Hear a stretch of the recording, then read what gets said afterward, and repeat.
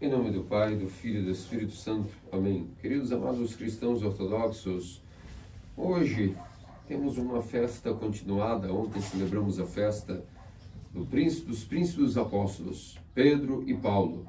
Hoje celebramos a continuidade disso, a sinaxe dos 12, todos louvados, afamadíssimos apóstolos. Pedro, Paulo, também dos chefes,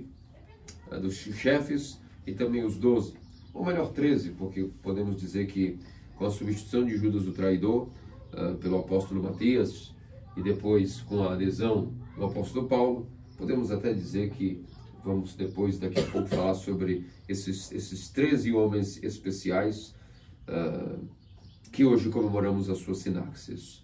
Mas antes disso, nós hoje estamos no 5º domingo de São Mateus, onde lemos o Evangelho direcionado para os chamados Gadarenos, ou também Gerasenos, pois às vezes essa cidade de Gadara também é apresentada como cidade de Gerasa. E por isso vimos que nosso Senhor Jesus Cristo, quando estava para entrar na cidade, 2 endemoniados ferozes, furiosos, se aproximaram diante dele, urrando e se debatiam. Isso porque foi dito pelo próprio Evangelho que eram pessoas ferozes que já não podiam nem mesmo conviverem com seres humanos normais, tal era o grau de endemoniamento, e por isso se batiam, ora se jogavam na água, no fogo se cortavam, nem as correntes dos grilhões quase não podiam detê-los. O Evangelho de São Mateus fala sobre 2 endemoniados, depois Marcos e Lucas falará sobre um. Não há nenhuma contradição em relação a isso, porque na verdade, como nos explica São João Crisóstomo, nas explicações para essa homilia de hoje, para esse ponto do Evangelho, é muito provável que um dos 2 endemoniados se destacava mais do que o outro em ferocidade, e é por isso que Lucas e Marcos acabaram por citar um endemoniado, de tal maneira que a sua fúria devia ser muito maior que a do outro. Mas Mateus nos cita os detalhes de 2. E vimos que esses homens se aproximaram de nosso Senhor Jesus Cristo e depois adquiriram sua cura, a transição de um estado infernal, um estado incontrolável, bestial, para um estado de calmaria. E é por isso, meus amados cristãos ortodoxos, que todos os anos que nós chegamos a esse Evangelho dos Gadarenos, dos Gerasenos, e vamos então novamente falar um pouco sobre o poder do mal, o poder dos demônios, um pouco de demoniologia na nossa vida, não é? Afinal de contas é isso que importa. Nossa guerra não é contra o sangue, não é contra a carne, não é a fim de adquirir posses. Tudo isso é muito fácil, tem a sua maneira leve de levar a vida, se comparado à terrível calamidade que nos assola desde da época onde o gênero demoníaco passa a ter certo poder e acesso ao gênero humano. Tudo isso começou lá no paraíso. Obviamente Deus não criou o homem submisso ao gênero dos demônios. Isso se deu devido à queda de Adão, onde, devido justamente à desobediência a Deus, à falta de comunhão com Deus, então o homem acaba sendo submisso. O gênero humano passa a estar sendo dominado pelo gênero demoníaco, os anjos caídos. Essas pessoas incorpóreas que não têm corpo, mas têm a sua inteligência, por isso são seres incorpóreos. Não têm corpo, mas existem. E se existem, e sem corpo, são chamados incorpóreos.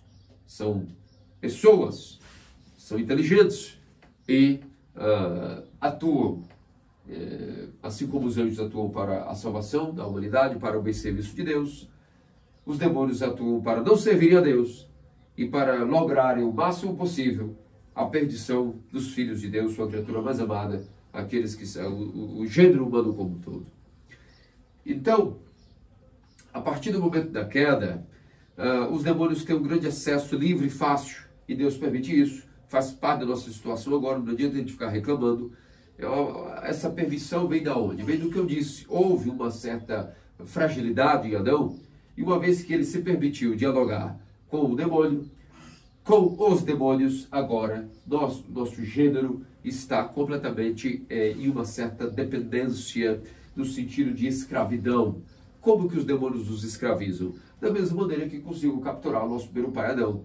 através dos pensamentos que vão gerar para nós as chamadas paixões. E um só resumo, quando nós dizemos que a nossa guerra é contra o mundo, que nós temos que vencer o mundo, significa não odiar o mundo, a beleza da criação como um todo, as atividades, ou seja, a nossa vida, o nosso modo de vida como um todo, aquilo que Deus fez que é bom, a natureza, o trabalho, o apreciar da fraternidade dos irmãos, isso tudo é bom. Mas quando nós dizemos assim, há que rechaçar ao mundo, nós estamos dizendo, segundo a linguagem patrística, assim como o coletivo de lobos é a alcateia, assim também como o coletivo de herbívoros é manada, o coletivo também de paixões chama-se uma só palavra, mundo. E nós temos aí um mundo para vencer, todas as nossas paixões, são nossos vícios, nossas dependências aos nossos vícios, que são aquilo que nos dá o chamado prazer. Nós somos viciados em diferentes níveis de prazer, de satisfação, tanto no sentido sexual, como a luxúria, no sentido de posses, como a avareza, no sentido de temperamento, como vários, a altivez, a arrogância, o orgulho, a vaidade, a prepotência e assim por diante. Esses são vícios, vícios que nos vão causar a nossa submissão aos demônios através de que a nossa vontade acaba sendo capturada por eles de uma certa maneira. Então a nossa vontade, em vez de estar, achamos que a nossa vontade está livre, mas ela está na verdade escravizada e de uma maneira que nós muitas vezes não percebemos pelos espíritos malignos, os demônios. E essa entrave se deu desde a queda de Adão e se dá até hoje, se dará até o fim. Enquanto eles estiverem em perdição, eles irão atuar para a destruição do gênero humano, no sentido não de aniquilação, mas no sentido de perversão e separação com Deus. E então o que aconteceu foi que existiu naquele tempo, naquela ocasião, duas classes de homens endemoniados, né, que o nível de possessão era tão brutal aos olhos físicos, porque às vezes nós temos um certo nível de endemoniamento no qual ele é invisível. Nós não vemos que uma pessoa esteja endemoniada, embora ela esteja. Em outros casos, há até a manifestação visível desse poder dos demônios sobre a criatura humana, o pobre homem ou a própria mulher. E foi o caso desses dois endemoniados na cidade de Gadara. E desde que Cristo encarnou, a manifestação da sua encarnação começou a trazer luz tão abundantemente para o cosmos, para o mundo, que essa luz começou a diminuir o poder dos demônios. Só o fato de Deus ter encarnado como homem, os demônios já ficaram muito mais fracos do que eram e começaram, de certa maneira, a ser aterrorizados pela luz que resplandecia do fenômeno sobrenatural, do milagre, do mistério da encarnação. E então eles já estavam um pouco cientes de que algo mudou da criação. A criação já estava agora, a própria gênero humano já estava um pouco diferente. Algo ali estava permeando o gênero humano, uma luz diferente já estava permeando o gênero humano que antes não havia. E já estavam um pouco preocupados. E até pensavam, porque são cientes disso, sempre foram, de que não era para sempre que eles iriam ter a livre e espontânea vontade de fazer o que quiserem. Eles são conscientes dos demônios de que haverá um dia, um momento, onde tudo isso será encerrado, eles serão trancafiados nos calabouços do inferno, o qual ainda não existe, não foi inaugurado, mas eles sabem que será preparado para eles. Que o inferno, quando foi inaugurado, em primeiro lugar, é para eles, e que haverá um dia que vai cessar o livre acesso deles pelo cosmos e também para a sua atuação no gênero humano. E quando sentiram isso, essa nova luz, esse fulgor, esse resplendor da Trindade, de uma maneira diferente do gênero humano, ficaram já um pouco preocupados, um pouco, como se diz na linguagem, um pouco cabreiros. E ao se depararem com aquela presença daquele homem, eles ficaram então completamente agoniados, enfervescidos, e mais ainda manifestaram a sua fúria. E esses homens então se aproximaram, né, e através da linguagem desses homens, os demônios até mesmo falam com o nosso Senhor Jesus Cristo, averiguando, pensando ainda que não tivesse um discernimento total de que era Cristo, e Cristo era Deus, e Deus estava encarnado no sentido misterioso, como hoje nós sabemos o Theanthropos, os demônios não tinham acesso até onde havia essa presença divina, até onde havia sido aquele fenômeno da encarnação. Não havia uma certeza entre eles de que ali estava o Messias no sentido de Salvador, com hipóstase humana, sem deixar de Deus alguma vez. Não tinha essa certeza, mas ao sentirem aquela presença luminosa, averiguam e dizem, como se fosse um desabafo imediato, ao sentirem o enfervecer de sua existência com aquela luz divina. Vieste para nos condenar, nos julgar antes do tempo? Significa isso. Sentiram tanta agonia daquela luz divina ao qual foram expulsos, que pensaram, será que esse tal Messias, por algum motivo, já vem agora, nesse momento, será que chegou uma convocação para nós de que acabou o nosso tempo? Mas não que eles tivessem total certeza.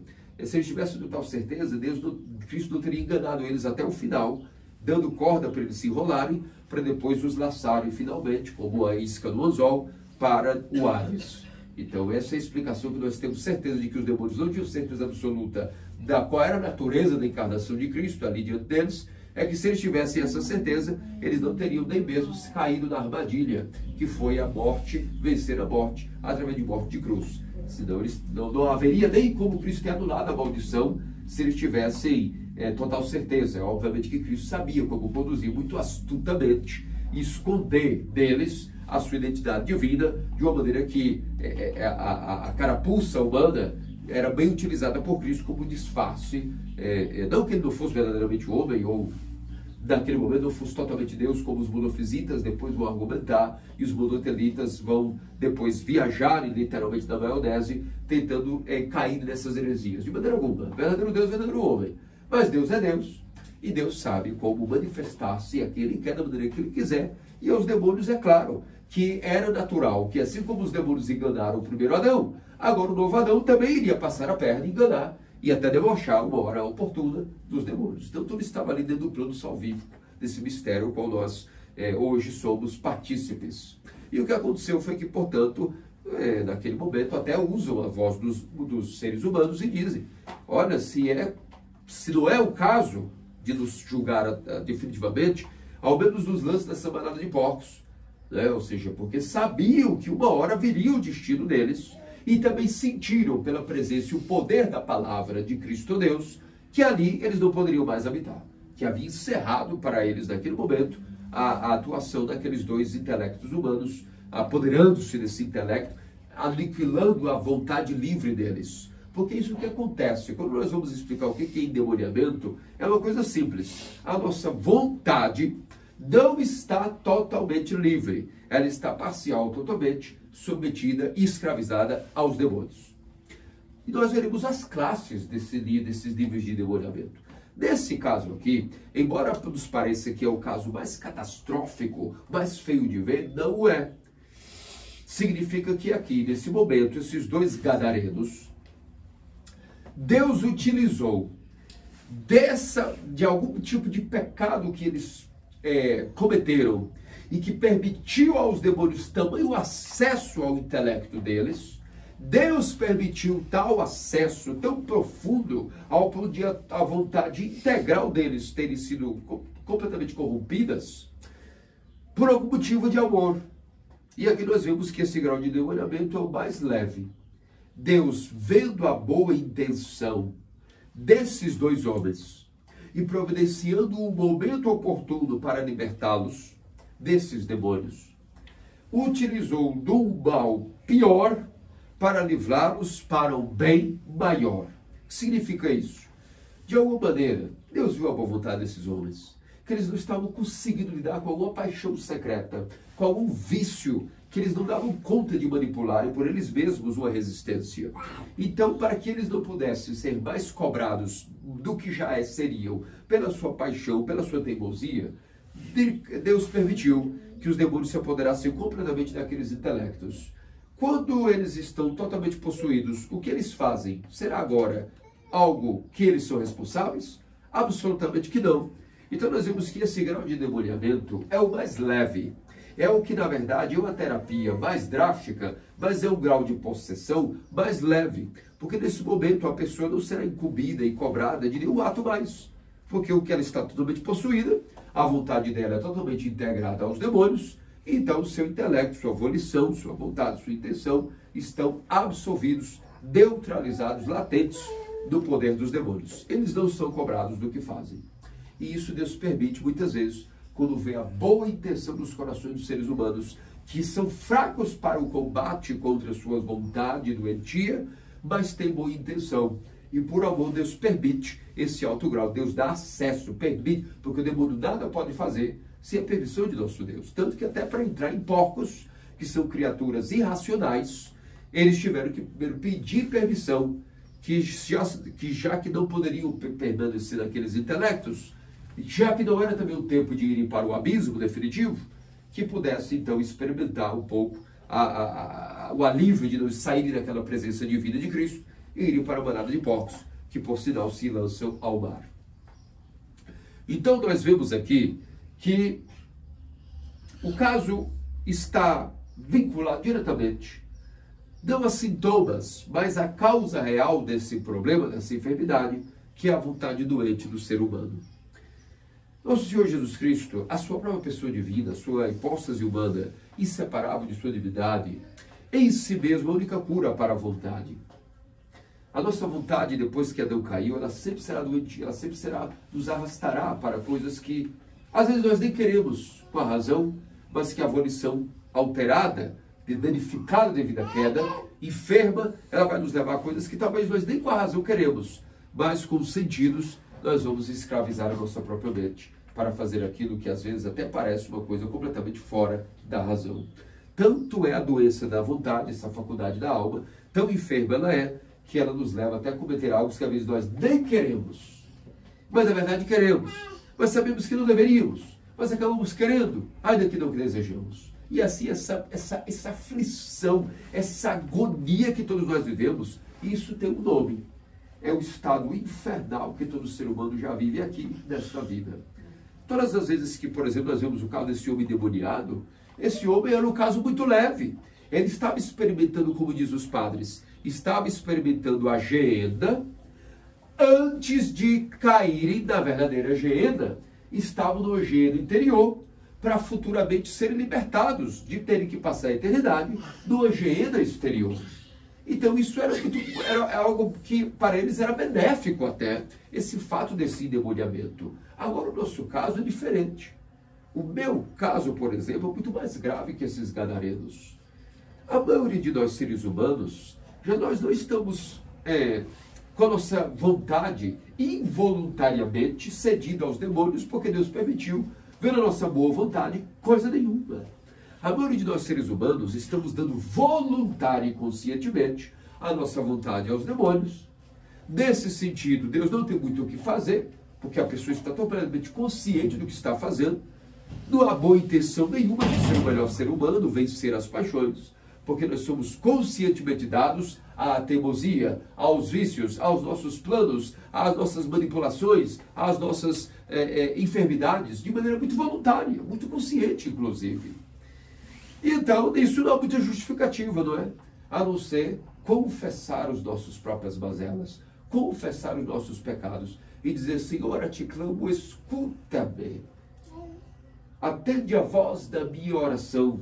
Senhor, a ti clamo, lava-me mais e mais da minha culpa, purifica-me do meu pecado. Porque eu conheço a minha maldade e o meu pecado está sempre diante de mim. Pequei contra ti só, não foram os demônios que me fizeram pecar, eu pequei contra ti somente, eu sou culpado de minhas enfermidades. É o único caminho que nos resta, procurar ajuda e ajuda de Deus e ajuda da igreja, a Santa Igreja Ortodoxa, que tem remédio para tudo, tem remédio para qualquer problema, para qualquer vício, para qualquer paixão, basta que nós queiramos esta ajuda, esta cura, esta medicina. Então, meus amados cristãos ortodoxos, existe um outro grau de endemoniamento muito mais letal, muito mais profundo, que é uma maneira invisível que nós passamos com os demônios de maneira despercebida, dentro da nossa consciência e submissos a certos vícios e prazeres, e que nós não botamos a nossa consciência para trabalhar, para lutar, para resistir.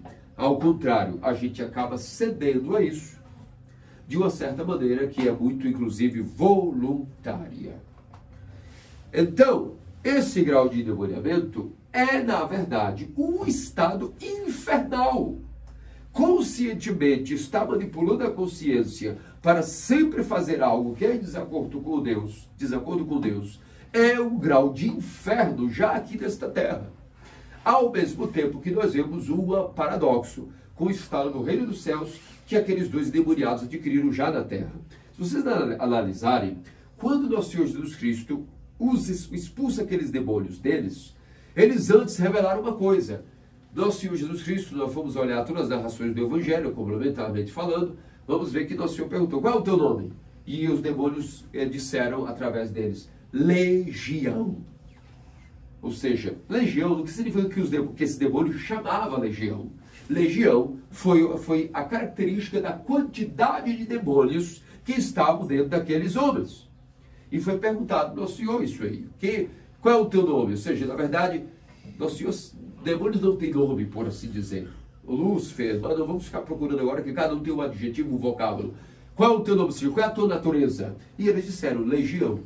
Uma legião é formada por uma unidade de exército romano que varia entre 5.000 a 6.000 homens. Significa que esses gadarenos tinham mais ou menos 6.000 demônios dentro deles, possuindo-os e deixando-os completamente naquele sentido voraz, com aquela força sobrenatural, com aquela fúria. E por isso o sofrimento era tão grande deles estarem com 6.000 demônios em seus intelectos, que para aliviar o pouco de consciência que eles tinham ainda ligada dentro de si, para aliviar a dor interior que esses 6.000 demônios causavam neles, eles se cortavam para tentar tirar, desviar a dor interior para uma dor física, para ter pequenos lapsos de cura e alívio comparados à agonia que viviam ao terem 6.000 potestades em seu próprio intelecto. Por isso se cortava e se jogava na água do fogo, para ver se essa dor corporal fazia com que a sua mente tivesse um pequeno alívio para a dor muito mais profunda e inimaginável, que era a dor causada pelos espíritos malignos. Vamos refletir só uma pequena coisinha aqui. Comparado ao que nós fazemos voluntariamente, percebem como é muito pior o nosso estado? Essas pessoas sofriam, não tinham o que fazer, tinham que se torturarem lutando contra si mesmas, porque contra os demônios não podiam lutar, para sentir alívio. E o que é que nós fazemos? Voluntariamente, chamamos os demônios, venham que as portas estão escancaradas. Vamos juntos fabricar o que é o nosso desejo, o nosso prazer. E nós temos aí um estado que os santos padres chamam o homem demônio. Existe o homem deificado, o homem original, que é aquele que venceu suas paixões, mas ainda não está deificado, o estado que é apátes, não significa nada, é o homem que começou a vencer suas paixões, começa a dominar a sua vontade, com a graça de Deus, claro, a purificação, mas ele também não está deificado. E existe o último estado, que é o homem demônio, esse que é completamente escravizado pelas paixões. O estado que os gadarenos estavam, nós vamos já ver por quê. O estado que eu vivo, infelizmente, a minha natureza é essa. E a maioria dos seres humanos estão nisso também. Uma vez que nós acordamos para isso, então nós temos que perguntar o que é que a gente pode fazer. Na prática, o que a gente faz? Vamos então à resolução dos problemas. O que é que eu faço? Oh meu Deus, sinceramente me ajuda, o que é que eu posso fazer? E é para isso que a Santa Igreja Ortodoxa está aí para nos curar como hospital espiritual. É só dela que nós vamos adquirir a cura para nossas paranoias, nossas manias psicóticas, a nossa teimosia e, um só momento, a nossa vontade doentia. E para isso nós temos o poder inabalável e avassalador da pessoa de Cristo, que incite uma vontade curada, e participaremos dele através do batismo, sua morte, sua ressurreição, que venceu a morte, venceu o poderio dos demônios, esmagou os ferrolhos do inferno e a participação constante de seus mistérios. É nisso que nós vamos, somando a tudo isso, o nosso estilo de vida, a nossa conduta diária, mensal, anual, todo o nosso estilo de vida, terapeuticamente falando, vai fazer com que gradativamente nós possamos adquirir a cura para essas paixões, que, como um todo, significam o mundo. O mundo dentro de nós será vencido, e não uma guerra contra o mundo de fora. O mundo de fora, não precisamos vencer o mundo de fora. Muitas pessoas acabam caindo em paranoias religiosas devido à doença da religião e acham que tem que vencer o mundo por fora. Vencer a cultura, como melhorar a cultura de alguém, melhorar e levar alguém para uma melhor dialética, retórica, ou seja, no sentido cultural pífio, que não é a verdadeira cultura. A verdadeira cultura é uma outra coisa, é o autoconhecimento de si mesmo, é a identidade de quem você é, para onde você vai, onde você nasceu, qual é o seu papel aqui, isso é cultura. Não tem a ver com filosofias de retórica, dialética, todas essas coisas bastante cafonas, que os pagãos eram muito enebriados por isso, eram muito seduzidos por isso. Nós veremos já já que isso não tem nada a ver com a filosofia ou a verdadeira busca pela verdade que os apóstolos, na verdade, nos ensinaram o que é que nós devemos procurar de fato. O que importa nessa vida? Qual é a nossa verdadeira busca pela verdade? Não tem nada a ver com essa cafonice de desenvolvimento cultural, no sentido de intelectualmente ser mais robustado, em técnicas que, na verdade, são tão... Comparado ao que nós temos nas mãos, o mundo dos filósofos é um mundo como se fosse o degrau zero. Todo o conhecimento que a cátedra possa nos dar é como o nível zero. Ninguém sai do zero desse conhecimento. Talvez você deixe de ser uma pessoa negativa e fique no ser humano nível zero. Mas dizer que, conforme nós estudaremos, que isso vai nos elevar para um tipo de melhoria, que isso vai nos ajudar até a combater os demônios, que isso vai nos ajudar a ser seres humanos melhores, e isso em si faz parte daquela gaveta que chama-se mundo, que nós devemos colocar toda a nossa vaidade, nosso orgulho, e jogar ela para fora, jogar em alto mar. Isso significa vencer o mundo. Não combater o mundo em âmbitos religiosos fictícios, desacordo com o mundo, não amando o mundo, tornando-se antissocial, tornando-se uma pessoa meia, vamos dizer assim, fanática para o isolamento sem Cristo, né? Para o isolamento, ou o egoísmo, o hedonismo, tudo isso que a nossa sociedade hoje está impregnada. Nada tem a ver. Nesse sentido, não vai fazer nem diferença nenhuma se isolar para supostamente vencer o mundo, se nós não vencemos o mundo dentro de nós, que são as nossas paixões. E isso tem que ficar muito claro dentro de nós. Os demônios são invisíveis, são inteligentes, e eles sempre vão arrumar algum disfarce, usando de alguma coisa boa e lícita, para nos dizer que nós estamos bem, que estamos fazendo o que é o correto, que não tem nenhum problema disso, que isso aí é coisa para os inferiores, que os inferiores e os mais baixos que nós, menos evoluídos, menos desenvolvidos, é os que ficam nos vícios X, Y, Z, e vão fabricar para nós qualquer ser humano, em qualquer época, em qualquer circunstância, sempre os demônios vão ter uma nova e inédita tentação. Por isso que nós rezamos livrar-nos de todo do maligno, mas antes, em não nos deixes cair em tentação. E essa tentação é isso, que na sua vida, na sua, na minha, na dele, todos os seres humanos, haverá tentação. O que é a tentação? O demônio vai te estudar, vai te analisar e vai te pôr algo que você não vai perceber que é uma fortuna adquirida através de corrupção, uma lavagem de dinheiro, ou uma luxúria. Isso aí é algo que não vai fazer muita diferença para que eles possam nos guiar de fato. Haverá sempre uma nova encruzilhada disfarçada, que sem a ajuda do nosso Pai espiritual, da confissão de pensamentos, nós já vamos conseguir ter essa inteligência. Não há como, é impossível. É impossível que uma pessoa se auto-guie e passe ilesa pelas infinitas maquinações dos demônios. É por isso, meus amados cristãos ortodoxos, que qual é a nossa posição nessa guerra, então? Vamos analisar o que aconteceu quando essa legião foi expulsa desses dois homens. Nós vimos que eles se ajoelharam diante dos pés de Cristo e disseram: Senhor, não nos despeças nunca mais. Onde quer que fores, queremos estar contigo. Onde quer que você vá, a gente só quer estar junto contigo. Ó Senhor, ó Salvador. E ele, na verdade, os acalmou e disse: fiquem calmos. Aonde vocês forem, há uma distância nula entre eu e vós, se tiveres fé. E os enviou de volta para a sua terra, porque ali havia uma vida que eles deveriam viver. Mas no desespero deles, raciocinaram: se esse homem e a presença dele me libertou dessa terrível legião de 6.000 demônios, não há mais sentido. A única coisa que eu quero é ficar aos seus pés, onde quer que você vá, até que eu morra, porque eu tenho medo de voltar para isso. Eu sei qual o preço do endemoniamento, eu sei qual o preço do inferno já na terra. Meu Senhor, não me despeça nunca mais de ti. Essa postura, esse desejo sincero, acima de qualquer tipo de cogitação ou qualquer tipo de argumento, de querer sempre estar aos pés de Cristo, isso tem um nome, isso é chamado céu. O reino dos céus já na terra é a disposição do homem, do ser humano, uma mulher, uma criança. Pensa, é quase uma afeição infantil, que o menino ali, como o Vitorino ali, está nos pezinhos da mãe, se ela começar a andar, ela não vai ter a velocidade de acompanhá-la, e por isso vai começar a se frustrar, vai começar a chorar, vai se debater, porque o único lugar que ele fica seguro é aí, aos pés, sob as asas da galinha como o pintinho. Quando nós adquirimos esse tipo de inteligência, de entender que a gente não há segurança nenhuma longe dos pés de Cristo, a nossa inteligência vai girar, e nós vamos entender que talvez nós temos aqui o Cristo encarnado, fisicamente apalpável, com sua barba, com sua túnica, com seus pés, porque a gente, na verdade, não tem fé para conseguir diagnosticar Ele, a presença dEle aqui e agora.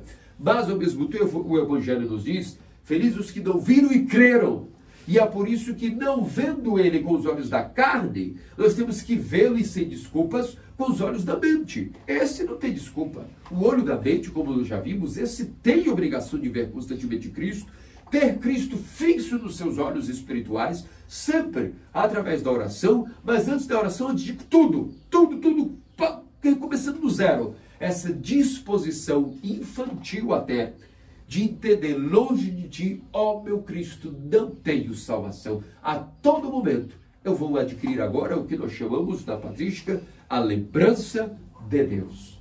Onde quer que vá, correndo, bebendo, amando a esposa, lendo um livro, estudando alguma ferramenta intelectual que nos vai ajudar no nosso trabalho, seja o que for, não conseguimos, quando adquirimos esse estado mental e espiritual, o que quer que façamos, ainda que os demônios nos chacoalhem, nós estamos dizendo, meu Senhor e meu Deus, Senhor, a ti clamo, Senhor, escuta-me, tem misericórdia de mim. Isso é o sinônimo do reino dos céus e de céu. Mas nós temos ao mesmo tempo uma contradição do que é tudo isso, que é quando nós temos essas oportunidades, todas que eu narrei, e voluntariamente o rechaçamos. E isso se deu quando nosso Senhor Jesus Cristo vai entrando na cidade de Gadara, ou de Gerase, que inclusive nós temos, quem vai à Terra Santa pode visualizar que desde o céu até o século VI, VII mais ou menos, havia um monastério onde houve esse milagre. O monastério, até hoje o lugar está em ruínas devido ao ataque dos muçulmanos, a partir do século VI, VII, os turcos e todos mais acabaram por destruir aquele lugar, mas até hoje é um lugar que quando se visita você sente uma compulsão extrema do que foi aquela presença de Cristo libertando aqueles homens dessa legião de demônios. É um monastério que provavelmente teve até uma duração relativamente curta, porque quando se visita as ruínas, se tem ali dentro do ossuário 3 lápides dedicadas a 3 abades. Então é muito provável que houve apenas uma duração que durou a administração de 3 abades, e depois deve ter vindo muito provavelmente aquilo que era a invasão islâmica e a destruição daquele centro espiritual que hoje está em ruínas, mas até hoje se sente a presença ali na beira do Mar da Galileia, daquela cidade litorânea de Gerase, onde Nosso Senhor ali chega com toda a sua benevolência. E quando as pessoas dessa cidade visualizam que esses 2 coterrâneos, que viviam há anos sob tal desgraça, foram curados, acaso eles disseram, graças a Deus que nossos queridos irmãos foram libertados? De maneira alguma. O que eles fizeram foi uma coisa completamente paradoxal ao estado de céu que esses homens adquiriram, que é um estado que mais ou menos todos nós voluntariamente estamos.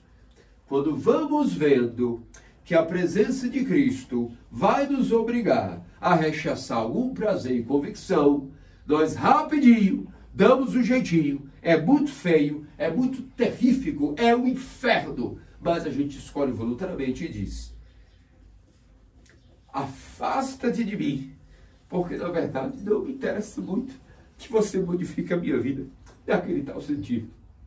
E esse é o estado que todos nós, infelizmente, a maioria dos cristãos ortodoxos, uma hora e outra se cai. Isso não é as lágrimas, não é arrependimento, não é o autoconhecimento. Quem poderá contra nós? Quem poderá nos ajudar? E essa consciência, essa compulsão, que só de lembrar que nós somos, nos faz chorar os nossos próprios pecados, é o dom da Igreja Ortodoxa. Sem ela, a gente nunca passaremos despercebido anos, teimando e teimando, mas ainda que teimamos na igreja ao menos, temos essa outra luz. Essa mesma luz que só de mencionar essas palavras me faz olhar para mim mesmo e me desespera em lágrimas. Também cada um de vós se conforme, obedece os mandamentos, tentam pelo menos participar dos ofícios, lê o Evangelho, tentam lembrar de Deus. Nós vamos rapidamente também nos olhar e dizer, nós somos os gadarenos. Deus quer entrar no nosso coração, tudo está para arrumar. Nós vimos o irmão, ele melhorou, a Helena melhorou, Benedito melhorou, todos melhoraram, todos foram salvos. E eu tampouco agradeço a Deus por isso e não estou muito preocupado com a minha melhoria. O que eu realmente amo é o meu prazer, é a minha vontade, são os meus planos. E caímos nesse voluntário estado infernal, que infelizmente supera muito o estado dos jovens que estavam endemoniados involuntariamente. Não é muito difícil, se a gente fizer o exame de consciência, que esse estado muitas vezes é o nosso estado voluntário. Isso é o inferno da terra. É terrível. É a nossa luta consciente. Mas a maioria muitas vezes percebe. Quando eu digo a maioria, não estou me excluindo dessa maioria não. Eu estou dando um sermão, não é para mim mesmo. Não é para ninguém de fora, é para a minha própria consciência. Nós vamos escolhendo dizer, na verdade, de que está tudo bem. Hoje não, amanhã dá para mudar, amanhã dá para ajeitar. E nós vamos levando a vida com a barriga. O que acontece é que os demônios vão só aumentando o grau de possessão entre nós. E é muito difícil a gente sair disso, se não é realmente através do poder de Cristo que venceu tudo, e das orações dos santos, e a nossa luta, ao menos temos que morrer desse estado de combate e dizer, bem, é o seguinte, sim, eu sou fraco mesmo, mas ao menos eu não vou me dar por vencido totalmente. Eu vou ranger os meus dentes, e eu vou pelo menos no último segundo de vida tentar me unir com meu Deus. Se morremos nesse estado de Santo Isaac, os filhos de São Macário, se você morrer nesse estado de luta e resistência, Cristo vendo que você não foi um total displicente, um vagabundo por si só, um todo dado aos demônios, no estado que você morre em honra de combate, é o estado que ele lhe colocará para toda a eternidade. Então, meus amados cristãos ortodoxos, talvez nós somos deificados, não temos a graça dos santos, que cada ataque demoníaco, na verdade, era inerte para eles, não fazia nenhuma diferença. Ao contrário, cada ataque demoníaco voltava os demônios como uma tortura diante da luz e da passibilidade daqueles santos. Talvez nós estamos também com outro extremo, aqueles que, em cada tentação, nem resistem, dizem, não, tudo bem, eu desistirei de lutar, desse vício eu não vou mudar nunca e vou ser assim até morrer. Talvez nós estamos nesse outro extremo. Mas ao menos nos apeguemos ao estado intermediário de combate, de postura, que é dizer, eu vou ter que dar trabalho, eu vou dar trabalho ao meu oponente, eu vou me debater, uma hora eu vou ser amarrado, eu vou tentar cortar essas cordas, seja com os dedos, vou desamarrar um no nariz, um no acolá, e eu sei que uma hora o meu Salvador fará tudo por mim. Ele vai me observar como Santo Antão, que jogado quase morto, com os pulmões perfurados, depois de tantas horas lutando com os demônios, chegou um momento que foi jogado ali e nele veio uma ira e ele disse, é o seguinte, se você pode, por que não acaba comigo de vez? E o demônio, vendo aquela coragem que nasceu no jovem Antão, como é um ser covarde por demasiado o demônio, o mínimo urro de um ser criado, um pó, que estava ali animado com a alma, insuflado com o batismo, bastou um pequeno latido de Antão e ele que, com toda aquela pose, simplesmente se acovardou e o deixou. Naquele momento, como todos nós passamos, depois de toda a tribulação e tentação sob o poder demoníaco, quando nós confessamos o nosso Pai espiritual, botamos para fora aquelas chagas, aquele pus, sempre vem um consolo. Eu não tenho como explicar, só se vive isso na prática. Como após uma confissão, após um conselho de um pai espiritual, após a comunhão, toda aquela agonia, aqueles pensamentos, a gente até se pergunta, nossa, de onde é que vieram esses pensamentos? Por que eu estava pensando isso? Não teria mais sentido. Claro que não tem sentido, porque era um plano diabólico. Às vezes pode ser um apego a uma pessoa, pode ser um relacionamento indevido, pode ser uma paixão onde você é escravo de alguém sexualmente. Isso não é tampouco amor, não é saudável, nenhum relacionamento deve ser mantido na base desse tipo de carência sexual, nem emocional, nem afetiva, nem nada. Relacionar-se com outro ser humano não pode ser interesse zero, nenhum é zero comodidade, zero interesse, nulo. É por outra coisa que se procura um companheiro. Que tampouco deve ser a nossa vontade, mas não é um tema para isso aqui agora, não é? Mas percebam como até isso, hoje nós pegamos a maioria da humanidade, quem não é submisso aos demônios por algum relacionamento afetivo? Na nossa sociedade atual, onde todos casam por dinheiro, por liberdade, para comodidade, para ter alguém que vai me proteger, com medo de ficar velho sozinho, são só conveniências que não são argumentos para a nossa deificação. O matrimônio existe para nos deificar, para nos fazer santos, não é para todos esses outros argumentos que eu acabei de narrar. Depois, os planos de vida listos, depois a busca desenfreada hoje pelo desenvolvimento do ser humano, no sentido como nunca houve, não, mano, nunca você vai escutar de um avô nosso, que ele estava preocupado em ter um patamar X de capital, para poder não passar necessidade assim, assado no futuro. Ninguém vivia a vida baseado nessas conjecturas. A pessoa só trabalhava e adquiria poder, e nesse poder também subsistia, sobrevivia, ajudava as pessoas, passavam sob crise. Ninguém ficava pensando onde vai estar a minha segurança. Quem que amava? Como é que a gente pode amar um filho se a gente for pensar na nossa segurança? Se eu estou pensando na minha segurança, eu não pensaria em nem ter gerar outra vida. Então percebam que esses graus de iluminamento do nosso século são muito ferozes. Não se pode nem triscar em certos temas que nós todos damos um salto triplo nos debatendo, porque nós não queremos que a nossa vontadezinha possa resistir minimamente à nossa própria comunidade, ao nosso próprio prazer como um todo. Então, mais do que nunca na nossa sociedade, nós somos os verdadeiros gadarenos. André Rimarenco, nos seus sermões, se vocês lerem, é o que diz: nós somos os gadarenos. Impedimos nosso Senhor de estar conosco e dizemos claramente no nosso coração: Senhor, afasta-te, afasta-te. Porque na verdade eu amo mais o meu lucro, como foi naquele caso dos judeus daquela época, sabiam que não era permitido pelo Torá a prática do lucro baseada em criação de suínos, mas isso dava naquela região específica deles um alto grau de lucratividade por cabeça suína, e quando viram que, como consequência da cura dos seus dois conterrâneos, Cristo aproveitou e deu uma pitadinha de cutucada. Ei, já pararam para pensar que esse tipo de comércio não é lícito para vós, os judeus? Ficaram completamente em alto grau de demoniamento, muito pior do que aqueles dois, e pediram conscientemente: vá embora da nossa cidade, você só veio aqui nos atrapalhar. Que Deus nos livre de a nossa consciência, ainda que não diga isso em palavras assim diagramadas, conscientemente falando, mas que pior do que isso, de maneira bastante subliminar, lá dentro da nossa consciência do intelecto, nós vamos escolhendo outras palavras um pouco menos graves e um pouco menos horrendas e terríficas, e vamos dizendo: é o seguinte, não é bem assim, não é que eu jogo meu Deus fora de mim, mas pensando bem, é melhor assim, porque por ali eu já sofri, porque por ali eu vou sofrer, e por ali eu estou um pouco cansado, e por ali vai ser difícil, e bem ou mal, eu vou realmente seguir com aquele plano, com aquele curso, com aquele prazer. Meus amados cristãos novos, isso é a nossa vida, é muito difícil, e a gente precisa ter a consciência, ao menos, de que é assim. Se a gente pelo menos não acordar que é assim, a gente, como numa guerra, um soldado tosco, que nem sabe que está no meio de uma guerra, porque ele não aceitou que ele foi alistado, ele está automaticamente assassinado no primeiro tiro que correr naquele confronto. Assim também nós não sejamos ao menos ignorantes, ao menos despertemos a nossa consciência que essa guerra é difícil, ela existe, e realmente é necessário ciência, terapia, cura, força, treinamento. E o treinamento é isso, é o jejum, é a oração, as vigílias, todo o modo de vida ortodoxo vai nos treinar para que nós possamos ficar um pouco mais experientes, fortes, resistentes e até, porque não, imunes a essas tentações, conforme a graça de Deus seja o nosso remédio, nosso amparo, nossa salvação. Hoje nós comemoramos um dia depois dos apóstolos Pedro e Paulo, os chefes, os príncipes, comemoramos os 12. E como eu bem dizia, na verdade 13, porque Matias substitui Judas e o apóstolo Paulo aderiu à congregação dos 12.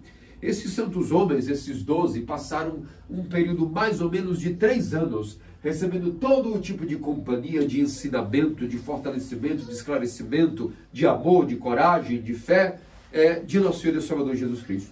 Mas depois de sua morte e sua ressurreição, depois de 50 dias, eles receberam aquilo que foi a graça do Pentecostes, que nós já vimos em detalhes, que foram ordenados e elevados ao grau de auto-hierarcas e, portanto, passaram a ser médicos capazes de darem para nós os mistérios dos sacramentos.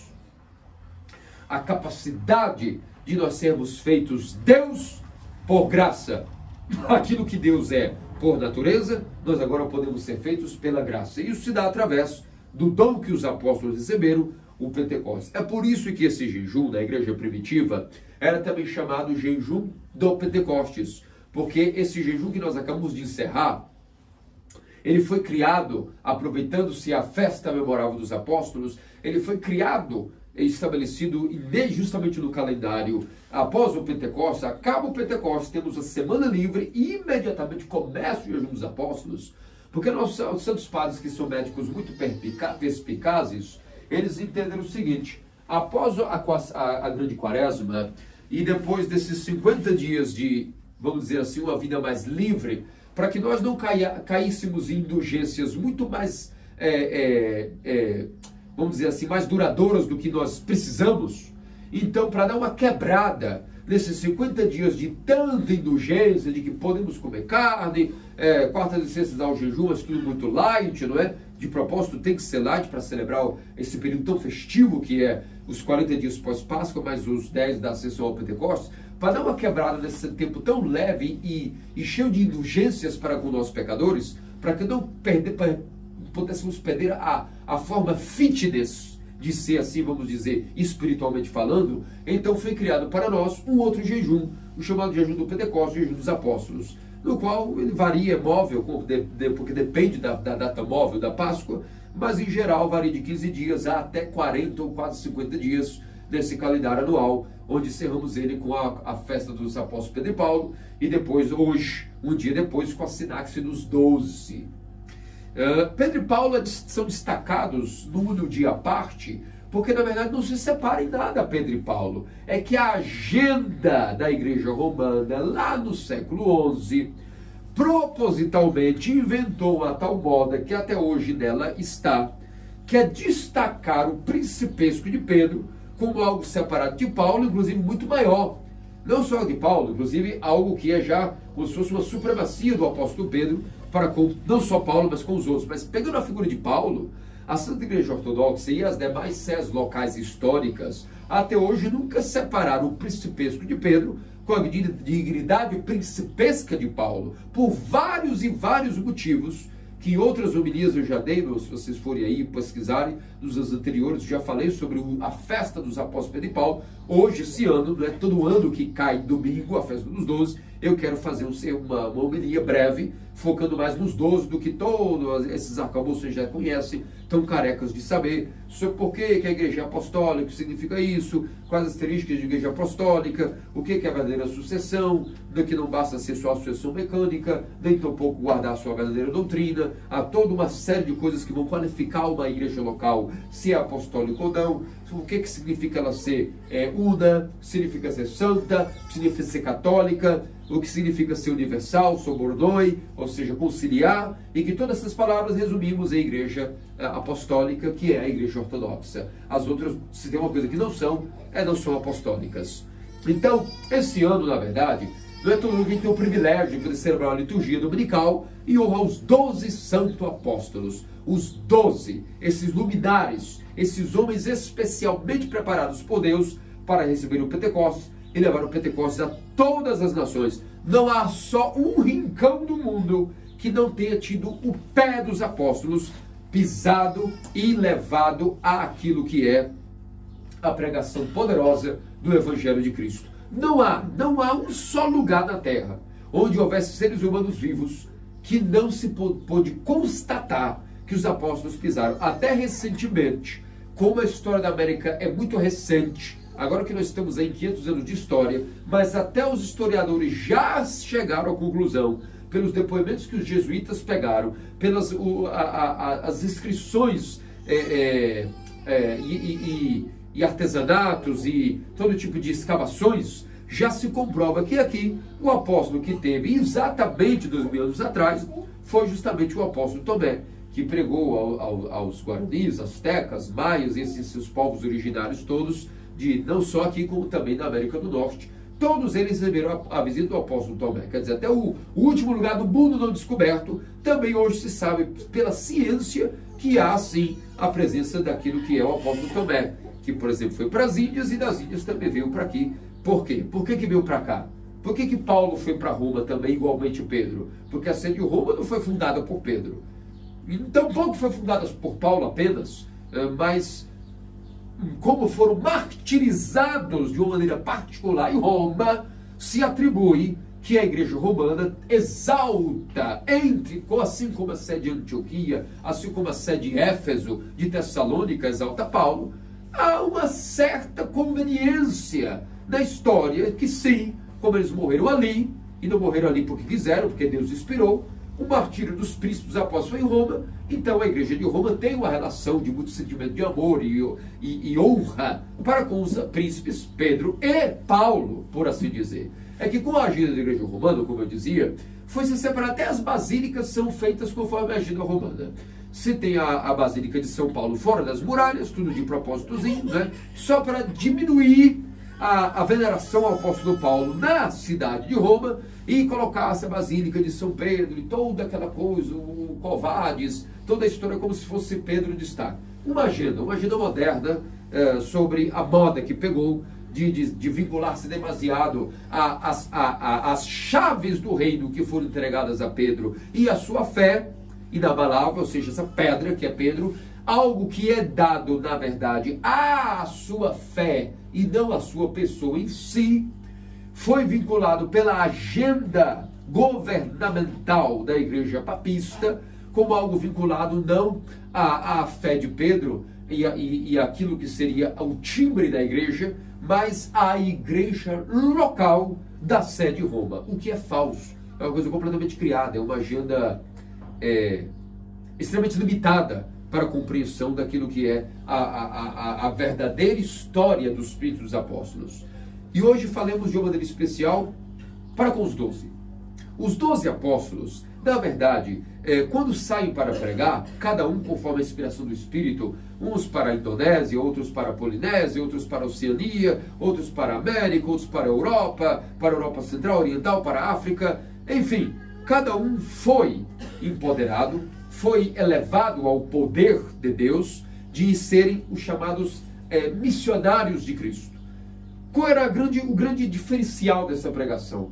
Eram homens que não só testemunharam Cristo crucificado, como também viram, tocaram, comeram, viveram com Cristo ressuscitado.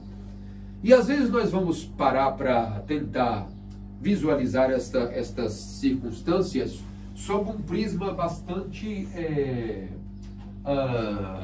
enfermo. Nós vamos querer, na verdade, analisar a festa dos apóstolos e os conceitos que nós vemos nos apóstolos como algo assim. Todo o desenvolvimento que esses homens tiveram, sua performance e o seu esplendor, foi fácil. Porque, na verdade, olha a nossa época. Olha a época que nosso querido João nasceu, a época que eu nasci, é uma época moderna. É uma época muito confusa, não tem como a gente imaginar. Imagina. Hoje, você acha que Pedro, Paulo, os 12, se fossem vivos, se eles teriam sucesso no mundo de hoje? E ninguém escutaria eles. Não conseguiriam nenhum sucesso na sua pregação. Prova essa é que cadê as pessoas da igreja ortodoxa? Nós estamos praticamente invadidos com esses pensamentos pela falta de compreensão do que significa de fato quem eram esses homens e qual é a natureza da igreja ortodoxa, que é por si a única igreja apostólica. Nós às vezes ficamos pensando que a nossa época é difícil. Calma, ela está chegando no auge da dificuldade, mas ainda está longe de ser.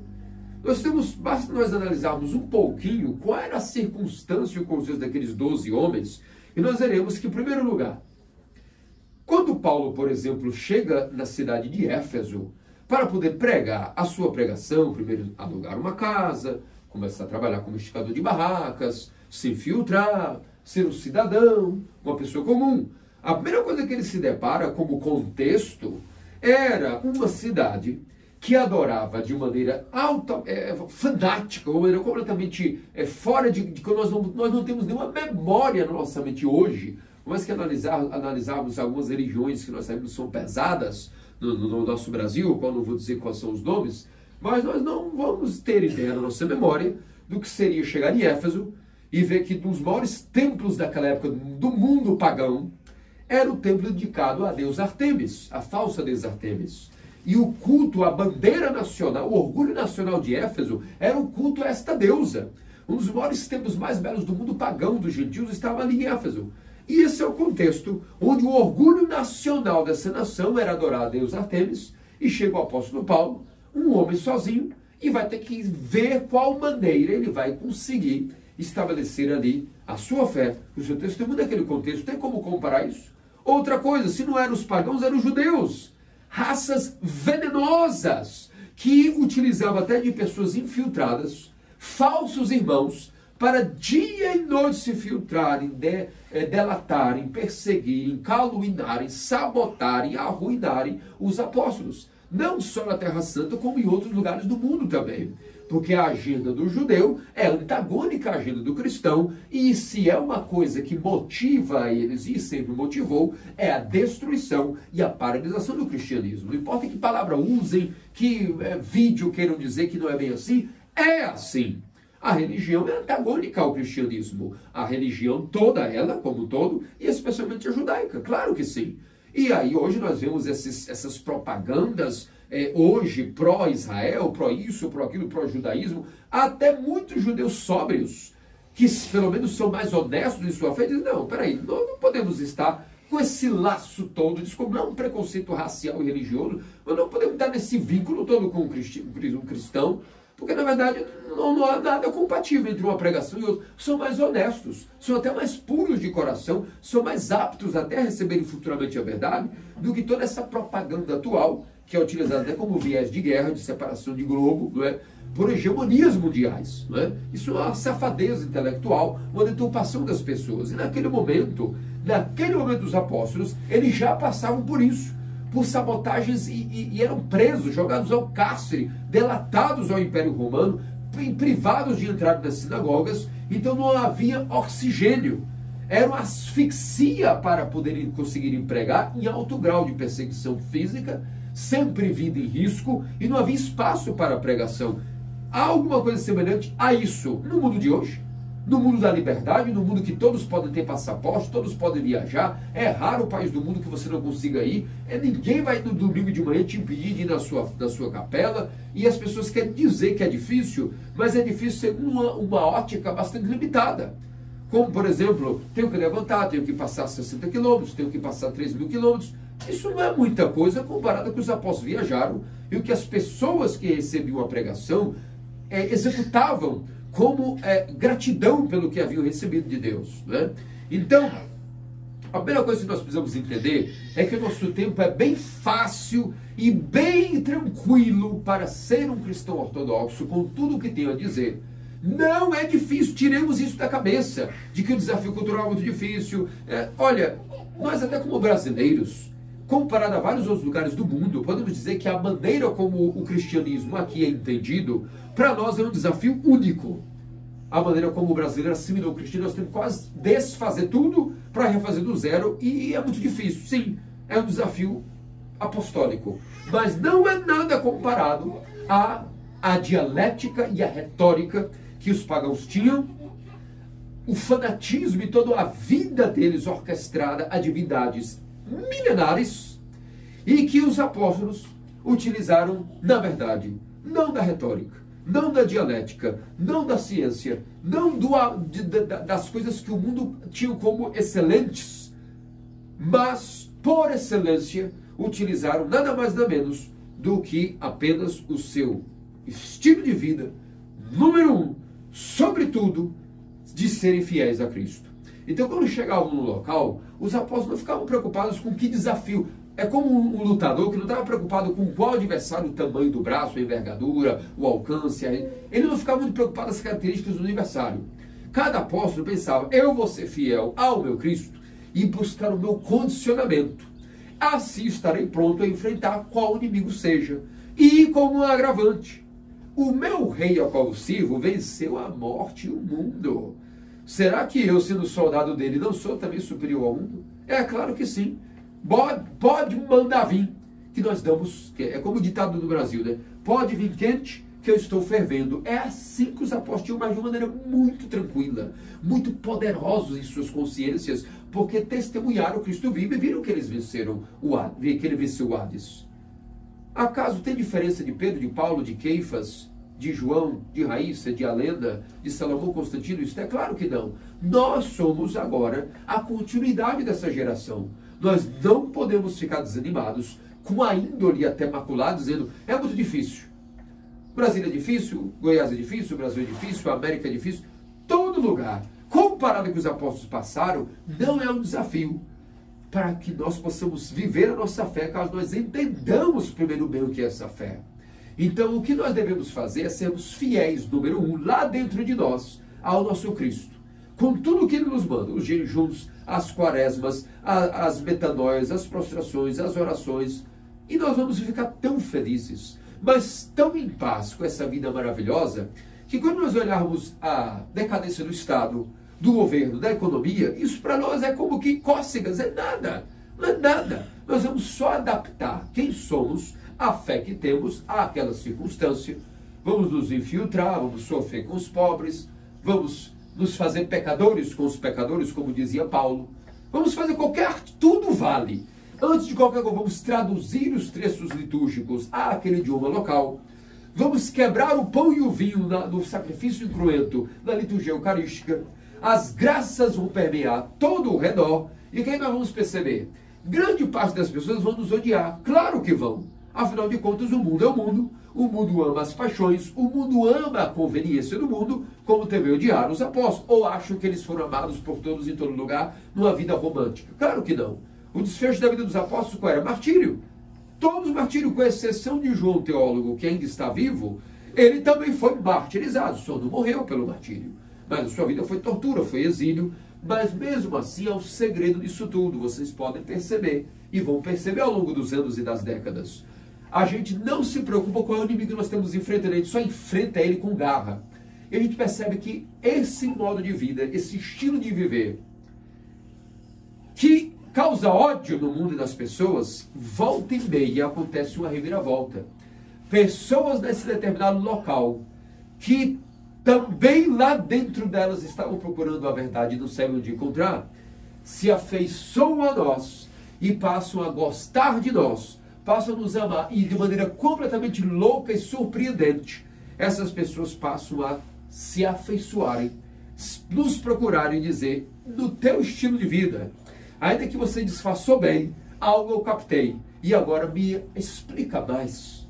E nós vamos nos surpreender sempre, que em alguma região local, sempre alguém está também procurando aquilo, só não sabe onde encontrar.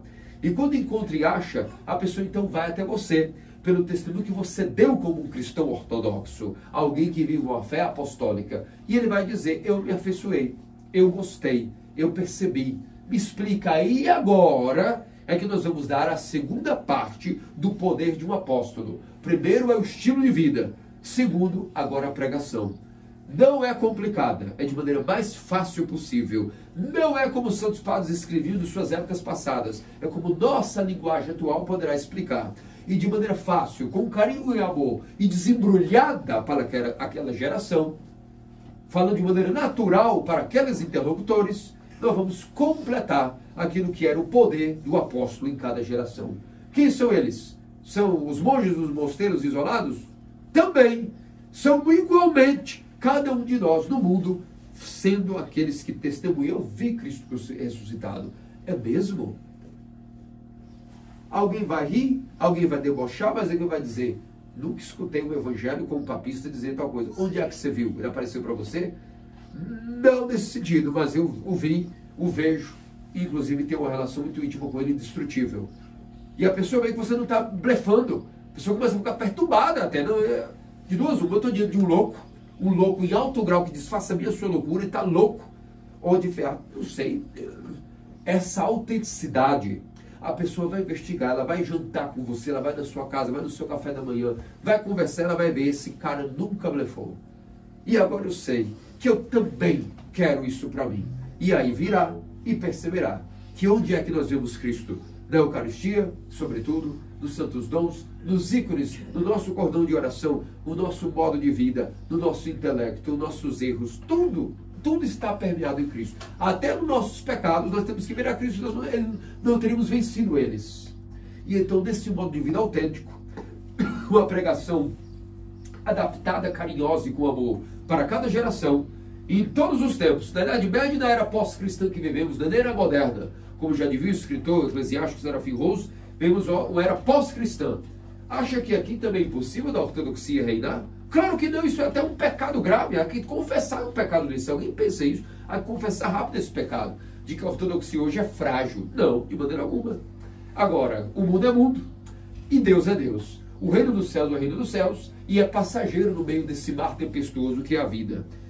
E o que nós devemos fazer é a nossa escolha pessoal, o nosso fortalecimento individual, a nossa fidelidade individual. Não importa se todos os nossos parentes não concordam, não entendem, a nossa fé apostólica nos dirá: seja fiel ao teu Deus, ao teu Cristo, e ele que venceu o mundo também vencerá tudo o que for necessário através de ti e em vós. Por isso, meus amados cristãos ortodoxos, pensamos com todo o amor, com toda a devoção que somos apóstolos, Pedro, Paulo, Marcos, Natanael, Barnabé, todos possam nos ajudar, não apenas Pedro, mas Pedro, Paulo, os 12, os 70, todos eles nos ajudem também na nossa época, entendendo, primeiramente para nós mesmos, nosso coração, como que a gente pode viver a maravilha da fé que nos foi dada tão cara pelo sangue dos mártires, pela fé que os padres pregaram e sofreram torturas por isso, mas que, sobretudo, que a fé pelo qual o universo foi fundado pelo Cristo, pelo qual o Cristo foi crucificado, e essa pregação que o Cristo crucificado ressuscitou, ela é poderosíssima,